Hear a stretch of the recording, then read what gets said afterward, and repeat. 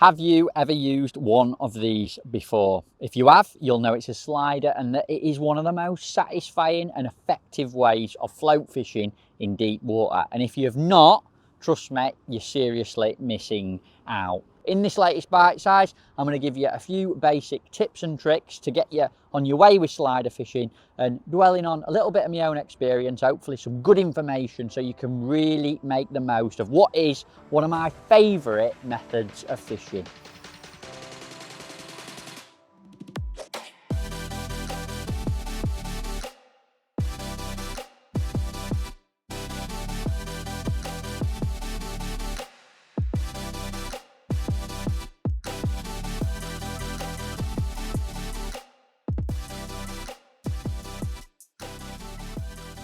A slider is a very effective way of fishing a float in deep water. A traditional waggler, for example, if it's 13-14 foot deep and you've only got a 12-foot rod, it's virtually impossible. And the other advantage to fishing a slider is that the weight sinks down, whereas a normal waggler, all the weight's normally underneath the float. And what that means is you'll catch the natural tow or current of the water. So in really windy or towing conditions, the weight being down beneath the surface can give you excellent presentation. It's a beautiful way of fishing, and it's also something we do a lot on the continent. In international matches, feeder fishing's often not allowed. So big lakes, rivers and canals throughout Europe, it's a deadly way of fishing out into the venue.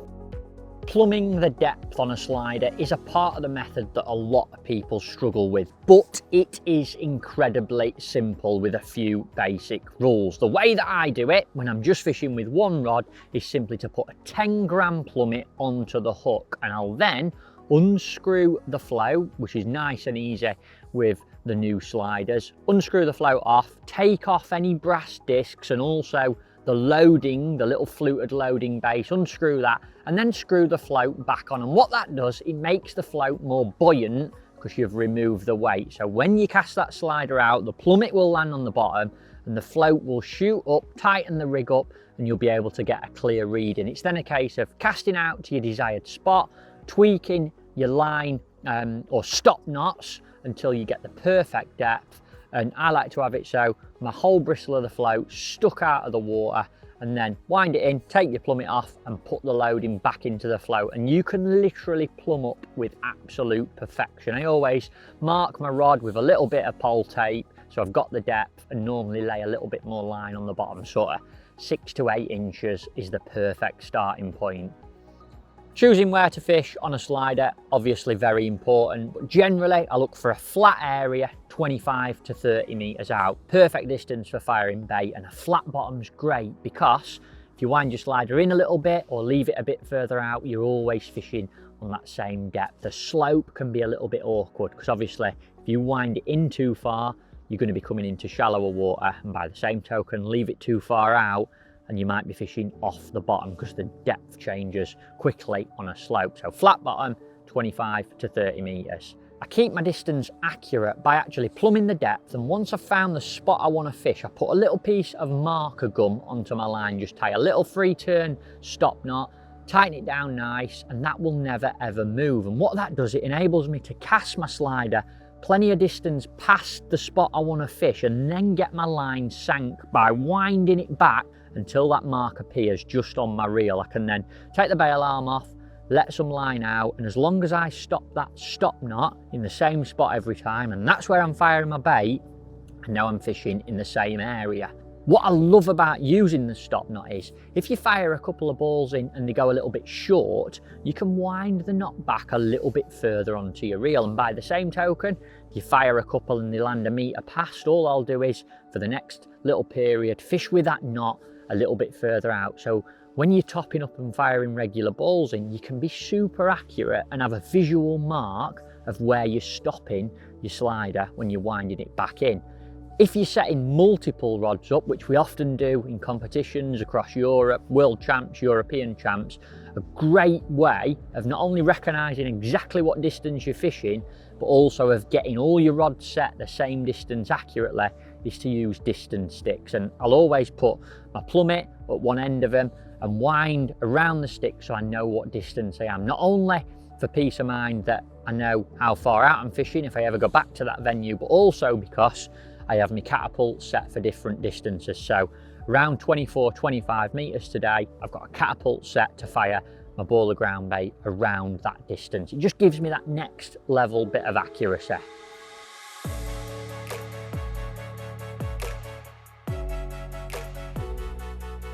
Feeding on a slider for me is always nice and positive. You're fishing a big venue, it's an aggressive method, and most importantly, you need to create an area to fish over, because no matter how accurate you are, you're never going to cast that float into the exact same spot every time. So generally, it's a start of 10 to 15 200mm size balls for me, and in that, some casters, maggots, a few micro pellets and some chopped worms, and then I'll play around with topping up as the session goes on.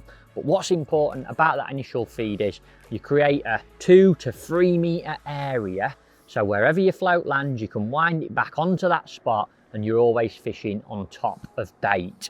In terms of the mix itself, I go down 2 different routes on different styles of venues. If it's a natural place, I'll use a sweet ground bait. Supernatural dark and light, 50-50, with some soil or lean to give it some weight. What becomes different is if you're tackling a commercial or somewhere that gets carp fished a lot, like Bank End where we are today. This place sees loads of fish meal, plenty of pellets and boilies, so I'd always go down the route of matching the hatch with the ground bait, which is where I've gone for F1 dark and bagger mix, a bag of each of them, and that all important bag of lean. Whatever I'm doing, I'll always put that lean in a mix slider fishing. Just feel like it makes my balls nice and heavy, so I can bottom out my catapult, get that bait to the bottom, and the nice heavy balls that you can fire as accurately as possible. Don't matter who you are, you're never going to hit your float with a ball of ground bait every time, but there's a few things you can do to make yourself as accurate as possible. The first thing is to make the balls nice and big and also exactly the same size, or as near to it as possible. And the way I do that, I get all my bait, give it a good mix through the ground bait that I'm going to feed at the start, and then I use a pole pot to measure out the size of my ball. I know that a 200mm pot filled with ground bait, poured into my hand, and then made into a nice sort of oblong ball, little bit of a barrel sort of shape, nice and hard. I can fire that ball with my strongest catapult, pulled right back to its limit, 25 metres. So I have the catapult that I've cut the elastic back on, so when I pull that back as far as it can, generally go around that 25 metre mark, and that way can be nice and accurate.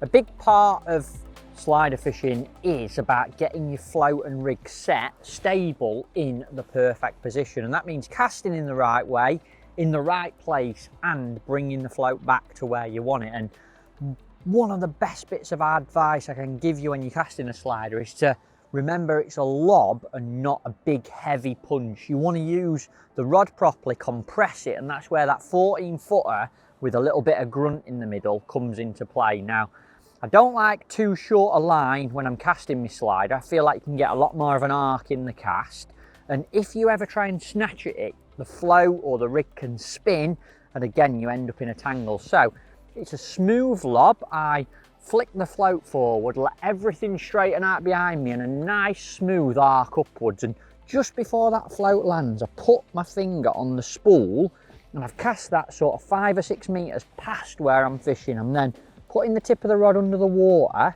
and winding back to sink the line until my little stop knot marker comes just onto my reel, and then I release the line off and I can feel and see the line peeling off the spool here. Now what that means is the float's sliding, so I can be really confident that it's not tangled. And now I've got that float set in position right on top of where the bait is. I've got a tight line to the float, so if it goes under, I can strike effectively and hook the fish.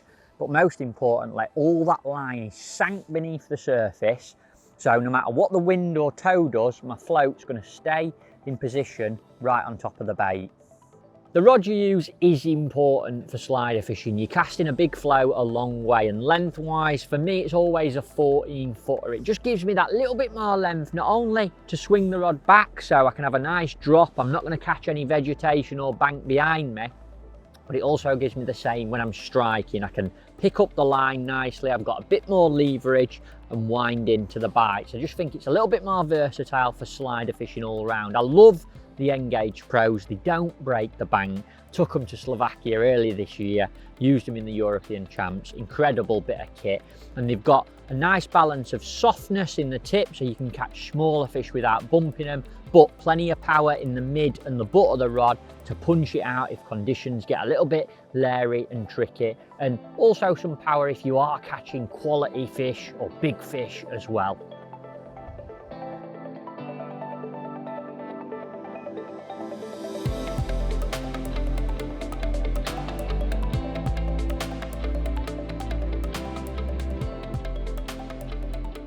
Doesn't really matter what reel you use for slider fishing, something that's lightweight and balanced on a 14 footer. Personally, I prefer a 4000 size reel. It's got a little bit more cranking power, winding them heavier floats in, and hopefully plenty of fish as well. But what is critical is the line that you use on it, and a combination that I've used for quite a long time now and I absolutely love is 4-pound drag line on the reel with an 8-pound shock leader. And the reason for that, and the reason that I came to making it a little bit more complicated, is because I want the 8-pound shock leader for constantly punching my slider out there, and I can leave it set up for long periods of times when I'm away fishing for a week at a time in Europe.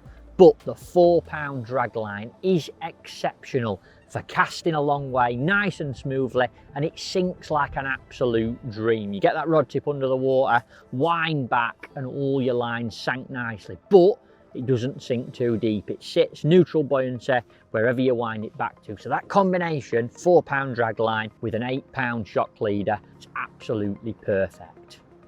Excuse us if there's a bit of noise, there's some work going on the lakes, but I've got to show you, of course, the setup behind my slider fishing. Now, this offers a balance of perfect presentation and stability, but also it's almost tangle free, which is vital. A lot of people have problems with tangles on sliders, and this particular rig prevents a lot of that happening. Now, I've got the 4-pound drag main line and the 8-pound Pulse Pro shock leader, and at the top of that, at the depth, I've tied 2 stop knots. I tie my knots with 017 Engage, which is a nice tough line, but it doesn't dig in to the main line itself. I can still move them easily if I want to tweak the depth, but Engage is a good line for stop knots because it doesn't damage the Pulse Pro as well.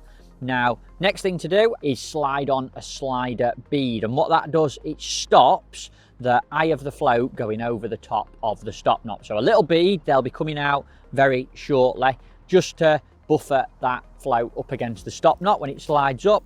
And then I've got the float itself tied onto the line or pushed onto the line.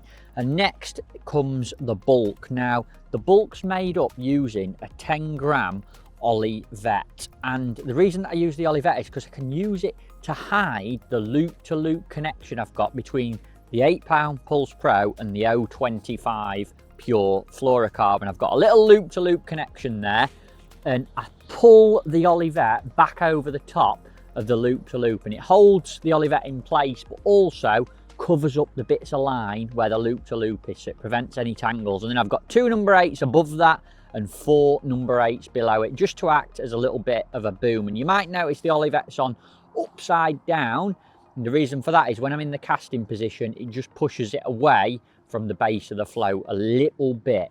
Now, I've gone for a 3 + 12 gram slider today, which takes, as you'd expect, about 12 gram down the line, and there's 3 gram of loading in the float. But that's the main bulk, and the reason I've got this fluorocarbon below the bulk is because fluorocarbon's heavy and it's also very stiff, which means it doesn't tangle at all. And this bit of line below your bulk's prone to that. It can get caught around the tip of your float if you don't feather it in properly, and that fluorocarbon just prevents them wrap overs. And it's a 90 centimetre long length of 025 pure, and just below where the tip of the float comes to when I'm in a casting position, a couple of inches below that, I've got 4 number 8 shot, and that acts as a kicker. So as I feather this into the water, these 4 number 8s flick out past the float and again stop any wrap overs in this area.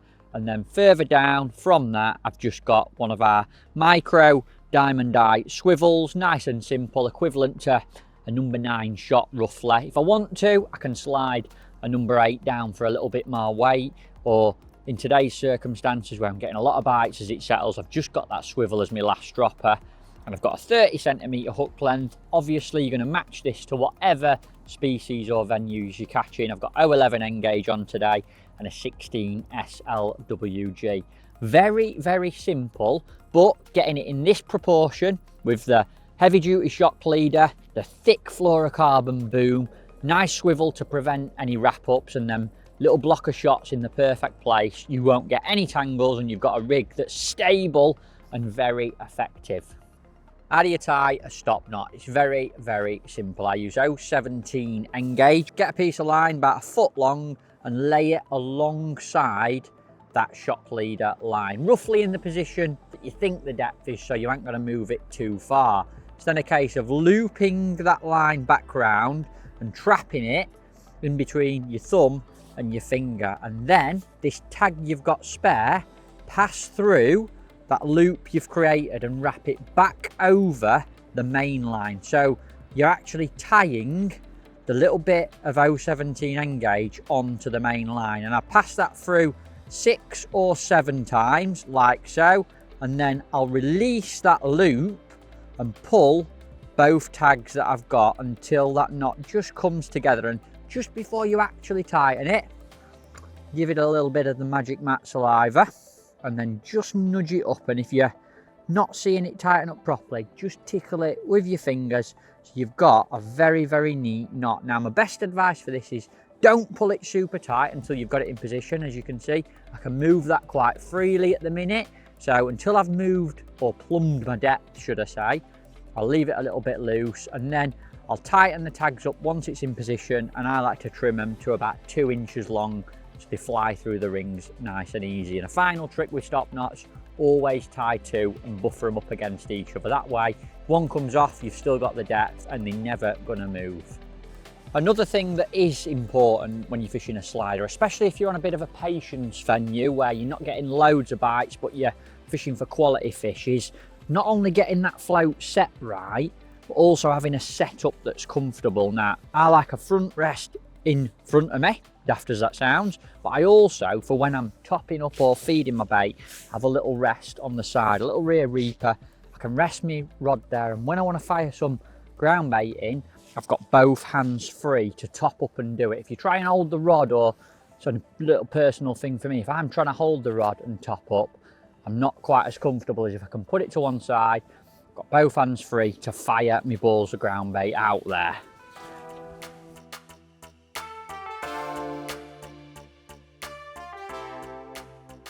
Topping up's just like any fishing. The fish will tell you what to do. Now, the couple of different ways that I generally go about it are either feeding nice and regular, because the fish are coming to noise, they're coming to bait falling in, and on big venues where the fish are aggressive, that's often the way forward. Now, the other way of doing it is when fish tend to back off a lot of noise and disturbance. It might sound crazy, but when that's the case, you're often better feeding a bigger amount but less regular. So I've been to places before where I'll fish for 45 minutes or an hour, feel like it then needs a top up, but I'll fire in 6 or 8 balls in a big hit, and then that'll give me enough bait to sit and fish for another block of time, 45 minutes, an hour.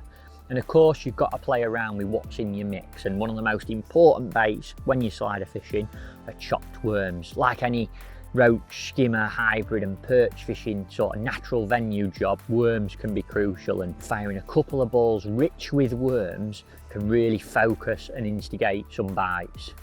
Now, another little thing with slider fishing that you'll notice now, I've just had an indication, I'm going to be patient, and now it's just popped back up, and that's why you need a little bit.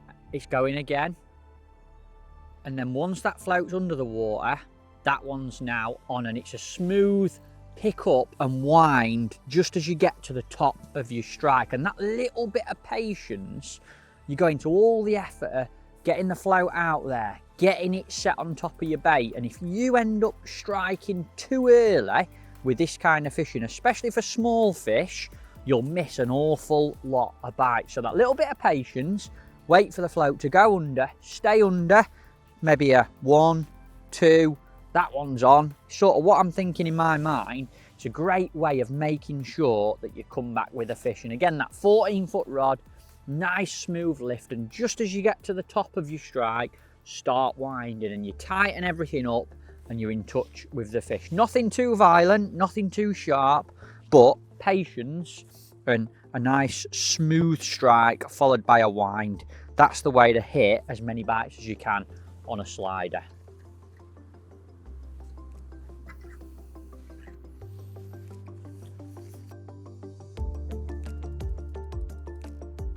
You get quite a few different tips with sliders, especially our latest ones. And one thing I'd say is you've got to pick some that you can see nice and clearly. The last thing you want to be doing is fishing out at distance with a float and not being able to see it. So make sure you can see it.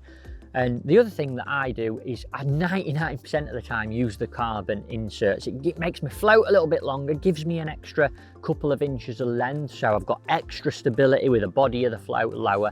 And I also find them to be incredibly sensitive. Even when it's towing through or in windy conditions, the carbon inserts are always my go-to. Part of slider fishing that's obviously important is the float that you use. There's so much can go wrong with it and they come under a lot of hammer. And I've got to be honest, I am personally very proud of these latest ones that we've brought out. And that's because I've had a lot to do with the development of them. Myself, James Dent, Frankie G. We've used them for about 12 months on all the international matches that we've fished. We took them to Slovakia, back in the European Champs in June, and the World Champs in Bosnia, and they've been absolutely fantastic. And that's because they're a little bit different to other floats out there, mainly in the durability status, and that is because they've got high quality balsa bodies, a sarkander reed stem, which is a material that stays ridiculously straight no matter what temperature it's in, how much hammer it gets. A sarkander reed remains arrow straight, so the slider will cast perfectly, very accurately every single time. And the whole thing is wrapped in the Elastilex paint finish, and that's on all our natural floats, but in particular a slider that's crashing into the water. It's got a big Olivet banging against it as you're casting all the time, and if you're good enough with a catapult, you might have an odd ball of ground bait hit them. And that Elastilex paint finish is basically a latex wrap around the whole float that keeps everything super tough and durable. You've got a fluted base on them that's removable. It unscrews on a very, very tight thread, so you can add or remove brass discs to dot it down. And again, in the past, that's been a fail point on sliders. It's come loose when you're busy fishing in and out all the time. You can tighten this right down on a long and very tight thread, and you've got a bit of grip to really nip it up. Little stem at the bottom to keep it away from your line when you're casting. Big eye so it slides freely, and that used in conjunction with a little bead is absolutely perfect. It just buffers up nicely. We've got some of them coming in not too distant future. And then tip wise, every float comes with 4 different tips. I love the carbon inserts myself, use them for most of my fishing, highly visible, and also we've got some normal hollow tips as well. I love catching anything on rod and line, especially with a float, but when you can catch some real quality fish on it, it's so satisfying. Getting that accuracy right, little bit of a technical rig to get set up, but once you've got it simplified and you know what you're doing, this is the most enjoyable bit. And today's been a perfect example of working at the feeding a little bit. It's dropped very cool just recently, and after a slow start, we've put a few more worms in the mix, topped up with a few rich balls of bait, and fishing right on top of them now, catching some beautiful fish. That's a massive bank end F1. Have a look at how beautiful these are. It's like they've never been caught before. And that is an absolute stunner. Look at that. And it's not very often you can catch beautiful F1s like that on the slider. I will definitely be coming back to bank end when it drops really cold to catch you again and a few more of your mates, my old pal. Cracking.